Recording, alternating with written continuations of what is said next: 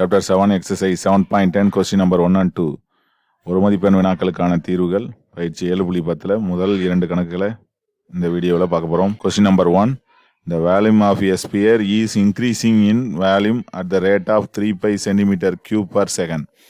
ஒரு கோளத்தின் கன அளவு வினாடிக்கு 3 pi சென்டிமீட்டர் கியூப் என்ற விதத்தில் அதிகரிக்குது அப்படின்னு கொடுத்துருக்காங்க.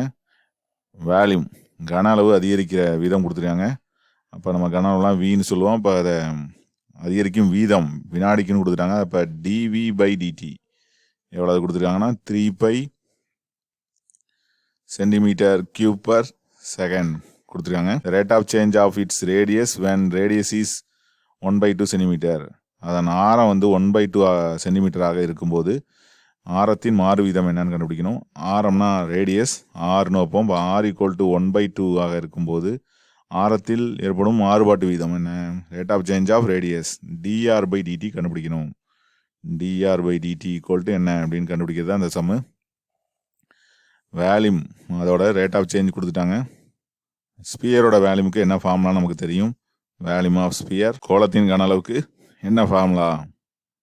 V equal to 4/3 pi r cube அப்படிங்கிறது ஃபார்முலா. இதில் வியும் ஆரும் இருக்குது.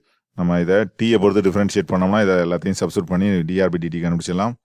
Differentiate with respect to t. டீயை பொறுத்து வாங்கிட்டோம்னா என்ன கிடைக்கும்? வி வந்து டிவி பை டிடியாக மாறும். 4/3 pi எல்லாம் வந்து கான்ஸ்டன்ட்ஸ். ஆர் கியூபை டிஃப்ரென்ஷியேட் பண்ணால் வித் ரெஸ்பெக்ட் டு டி பண்ணுறோம். அதனால் 3r² into dr by DD வரும். இதில் 3 கேன்சல் ஆகிடுது. டிவி பை டிடிக்கும் அந்த ஆர் ஈக்குவல் 1/2 இதில் சப்ஸ்டியூட் பண்ணோம்னா மீதம் இருக்கக்கூடிய டிஆர் பை டிடி நமக்கு கிடச்சிரும். டிவி பை டிடி எவ்வளோதுன்னா 3 pi ஈக்குவல் டு 4 pi. ஆருக்கு பதிலாக 1/2 போடுறோம். 1/2 ஸ்கொயர் டிஆர் பை டிடி தேவையானது இதுதான். இந்த பையும் கூட கேன்சல் பண்ணிடலாம். 3 ஈக்குவல் டு 4 இன்ட்டு 1/2 ஸ்கொயர் எவ்வளவு? 1/4 TR by DD.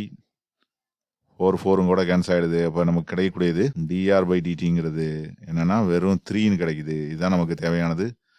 3 centimetre per வினாடி, சென்டிமீட்டர் பர் செகண்ட் அப்படிங்கிறது தான் இதுக்கு தேவையான ஆன்சர். அது டிஆர் பை டிடியோட வேல்யூ. ஆரம் 6 வீதம் அப்படிங்கிறதுனால தான் பையில் செகண்ட் வருது. 3 சென்டிமீட்டர் பர் வினாடிங்கிறது இந்த ஃபர்ஸ்ட் கொஸ்டினுக்கான ஆன்சர். அதை நம்ம வந்து டிஃபரன்ஷியேட் பண்ணி கண்டுபிடிச்சிட்டோம். இது ஃபர்ஸ்ட் சம். அடுத்தது செகண்ட் சம் பார்ப்போம். A balloon rises straight up at 10 meters per second. ஒரு பலூனானது செங்குத்தாக மேல் நோக்கி 10 மீட்டர் பர் வினாடி வீதத்தில் செல்கிறது. ஒரு பலூன் இருக்குது. பலூன் இருக்க இடத்த பின்னு வச்சுக்கோம். அது என்ன ஆகுது? மேல் நோக்கி சென்று கொண்டே இருக்கிறது. எப்படி மேல் நோக்கி செல்லுதுன்னா அப்படி உயரத்தில் மேல் நோக்கி போய்கிட்டே இருக்குது. அது நம்ம வந்து உயரம்னா ஹச்சுன்னு வச்சுக்கோம். ஹச்சுன்னு கூட வச்சுக்கலாம், ஒயின்னு கூட வச்சுக்கலாம். அது எந்த விதத்துலனா 10 மீட்டர் பர் வினாடி வீதத்தில் மேல் நோக்கி செல்லுது. அப்போ அதை என்ன பண்ணுவோம்? ரேட்டில் எழுதினோம்னா டிஹெச் பை டிடி அப்படின்னு அதை சொல்லலாம். டிஹெச் பை டிடி எவ்வளவு? 10 மீட்டர் பர் வினாடி வீதத்தில் மேல் நோக்கி சென்று கொண்டே இருக்கிறது. An observer is 40 meter away from the spot where the balloon left the ground. Balloon தரையிலிருந்து செலுத்தப்பட்ட இடத்திலிருந்து 40 மீட்டர் தொலைவில் இடமிருந்து ஒருவர் அதனை பார்க்கிறார். 40 மீட்டர் தொலைவில் இருக்கக்கூடிய ஒரு இடத்துலேருந்து அவர் பார்க்குறாரு அப்படின்னு சொல்லியிருக்காங்க. இப்போ அப்சர்வர் பார்க்குற இடம் வந்து ஏன்னு வச்சுக்கோம். அதுக்கும் அந்த பலூன் வந்து பறக்க ஆரம்பித்த இடத்துக்கும் உள்ள தூரம் வந்து எவ்வளோதுன்னா 40 மீட்டர் அப்படின்னு கொடுத்துட்டாங்க. அப்போ இது வந்து எவ்வளவு? 40 மீட்டர் டிஸ்டன்ஸில் இருக்குது. இதை நம்ம எக்ஸ்ன்னு கூட வச்சுக்கலாம். ஓகே, அடுத்தது find the rate of change of the balloon angle of elevation in radian per second. பலூனோட ஆங்கிள் ஆஃப் எலிவேஷன், பலூனின் ஏற்ற கோணத்தில் ஏற்படும் மாறுபாட்டு வீதத்தை நம்ம கண்டுபிடிக்கணும். பலூன் தரையிலேருந்து 30 மீட்டர் உயரத்தில் இருக்கும்போது காண்க. பலூன் தரையிலேருந்து 30 மீட்டர் உயரம். அந்த உயரம் வந்து எவ்வளவு? ஒரு 30 மீட்டராக இருக்கும்போது, அப்போ ஹைச்சு வந்து 30ஆக இருக்கும்போது எக்ஸ் வந்து இவ்வளவு தூரம் தான். அது ஃபிக்ஸடு, அது மாறவே இல்லை. அப்படின்னா பலூனோட ஏற்ற கோணத்தின் மாறுபாட்டு வீதம் rate of change of balloon's angle of elevation in radian per செகண்டில் கண்டுபிடிக்கணும் அப்படின்னு சொல்லி கொடுத்துருக்காங்க. அப்போ இதை வந்து இந்த பலூனோட ஆங்கிள் ஆஃப் எலிவேஷன் ஏற்ற கோணம் வந்து டீட்டான்னு வச்சுட்டோம்னா நம்ம கண்டுபிடிக்க வேண்டியது என்னென்னா டிடீட்டா பை டிடி கண்டுபிடிக்கணும். டிடீட்டா பை டிடி மாறுபாட்டு வீதம் கண்டுபிடிக்கணும். டிடீட்டா பை டிடி எப்போனா ஹச்சு உயரம் வந்து 30 மீட்டராக இருக்கும்போது கண்டுபிடிக்க சொல்லியிருக்காங்க. இப்போ இதை வச்சு நம்ம தீட்டா தான் நமக்கு வேணும். இது ஒரு ரைட் ஆங்கிள் ட்ரையாங்கிளை ஃபார்ம் பண்ணுதுன்னு பார்த்தோன்னே கண்டுபிடிச்சிட்டோம். இதில் நமக்கு என்ன கண்டுபிடிக்கணும் அப்படின்னா டி டீட்டா பை டிடி கண்டுபிடிக்கணும். டீட்டாங்கிறது கொடுக்கப்படலை. இது 40, இது 30 அப்படின்னா ஹைபாட்டோன்ஸ் எவ்வளோ இருக்கும் அப்படின்னா 50 இருக்கும். ஏன்னா 30 square plus 40 square equal to எவ்வளோதுன்னா 50 ஸ்கொயர். அது நமக்கு தெரியும். அதனால் ஹைபாட்டோன்ஸ் வந்து எவ்வளோ இருக்கும் 50 இருக்குன்னு நம்ம கண்டுபிடிச்சிக்கலாம். இருந்தாலும் இதில் தேவைப்படக்கூடியது ஹைட்டும் டிஸ்டன்ஸ் தான். இந்த டிஸ்டன்ஸ் வந்து சேஞ்ச் ஆகலை, ஹைட்டு தான் சேஞ்ச் ஆகுது. டிஹெச் பை டிடி கொடுத்துருக்காங்க. அதனால் theta opposite side adjacent side செய்கிற மாதிரி என்ன டீட்டா இருக்குன்னா tan டீட்டா இருக்குன்னு நமக்கு தெரியும். அதை தான் யூஸ் பண்ண போகிறோம்.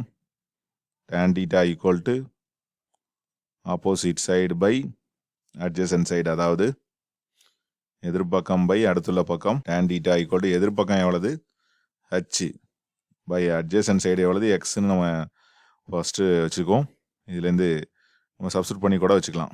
இதை வந்து கிராஸ் மல்டிப்ளை பண்ணிக்கோம். X tan theta equal to H. இதை வந்து நம்ம எதை பொறுத்து டிஃபரன்ஷியேட் பண்ண போகிறோம், டீயை பொறுத்து, காலத்தை பொறுத்து மாறுது. டிஃபரன்ஷியேட் வித் ரெஸ்பெக்ட் டு டீயை பொறுத்து வகையிடுறோம். என்ன கிடைக்கும், எக்ஸுங்கிறது கான்ஸ்டன்ட், டிஸ்டன்ஸ் வந்து எப்போதும் மாறல. tan டீட்டா பண்ணால் வித் ரெஸ்பெக்ட் டு டி பண்ணுறப்ப secant square theta d theta by dt, இதுதான் நம்ம கண்டுபிடிக்க வேண்டியது. ஈக்குவலுக்கு அப்புறம் ஹச் இருக்குது, அப்போ அது டிஹெச் பை டிடி. இது இருக்கக்கூடிய வேல்யூலாம் சப்ஸ்டியூட் பண்ணுவோம். சீக்கன் டீட்டா இருக்குது, ஆனால் இதில் நம்ம கண்டுபிடிக்கலையே. அப்போ சீக்கன் டீட்டா கண்டுபிடிச்சி வச்சுக்கோம். சீக்கன் டீட்டாவுக்கு என்ன ஃபார்முலா வரும், secant theta equal to hypotenuse divided by adjacent side, அதாவது கர்ணம் பை அடுத்துள்ள பக்கம் அப்படிங்கிறது தான் சீக்கன் டீட்டா. அதை கண்டுபிடிச்சிக்கோம். இப்போ சீக்கன் டீட்டா எவ்வளோ வரும், கர்ணம் வந்து 50 டிவைடட் பை அட்ஜசன்ட் சைடு வந்து 40. இப்போ 5/4 கிடைக்குது. இதில் இந்த சீக்கன் ஸ்கொயர் டீட்டா அப்படிங்கிறது என்னென்னு கிடைச்சோம் நமக்கு 25/16. இதை இங்கே சப்ஸ்டியூட் பண்ணோம்னா நமக்கு வேல்யூ கிடைச்சிரும். எக்ஸோட வேல்யூ எல்லா வேல்யூவும் இங்கே சப்ஸ்டியூட் பண்ணுவோம். எக்ஸோட வேல்யூ 40, சீக்கன் ஸ்கொயர் டீட்டாவோட வேல்யூ வந்து 25/16 டி டீட்டா பை டிடி ஈக்குவலுக்கு அப்புறம் கூடிய டிஹெச் பை டிடி அப்படிங்கிறது 10, அதுவும் கொடுத்துட்டாங்க. இப்போ நம்ம அது 0, இந்த 0 கேன்சல் பண்ணிடலாம். 4க்கு இந்த 4 கேன்சல் பண்ணிடலாம். இப்போ 4 4s 16. இதுலேருந்து டி டீட்டா பை டிடிங்கிறது வேணும்னா என்ன ஆகிடும், 4 வந்து நியூமரேட்டருக்கு வந்துடும், இந்த 25 டிவைடட் பையில் வந்துடும்.